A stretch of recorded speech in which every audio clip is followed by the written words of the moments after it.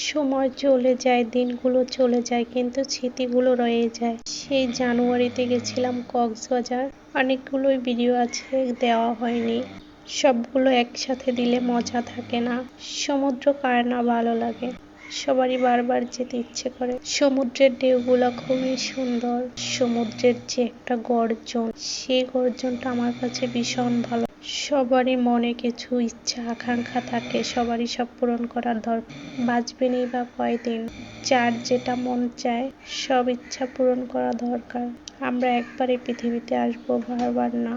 সব থেকে একটা জিনিস বেশি খারাপ লাগে, এই যে ক্যামেরাম্যানগুলো দেখছেন, শুধু টাকা নেওয়ার ধান্দাই থাকে। তাদের ইচ্ছা মতো ছবি তোলে, আমাদের ইচ্ছাতে না। ছবিগুলো দেখতে খুবই বাজে হয়, কিন্তু টাকার মনে তারা টাকা নিয়ে যায়। সমুদ্রের ঢেউগুলো দেখলে এত ভালো লাগে, চোখে পলক দিতে ইচ্ছা করে না। কত লোকেই না আসে শুধু সৌন্দর্য উপভোগ করার জন্য।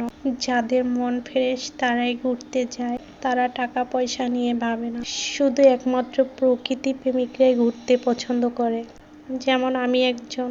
সময়ের মনে সময় চলে যায়, বয়সের মনে বয়স চলে যায়। সবার একটু মানসিক শান্তিও দরকার। তাই সবাইকে বলবো, ফালতু কাজে মন না দিয়ে সবাই ঘুরুন, পৃথিবীর সৌন্দর্য উপভোগ করুন। আপনার মন সুন্দর থাকলে সবই সুন্দর। আমার সব থেকে বেশি ভালো লাগে স্পিরিট বোটে ঘুরতে। যে সমুদ্র গিয়ে স্পিরিট বোটে না উঠবে, আমি মনে করি তার ঘোরা সার্থক হবে না।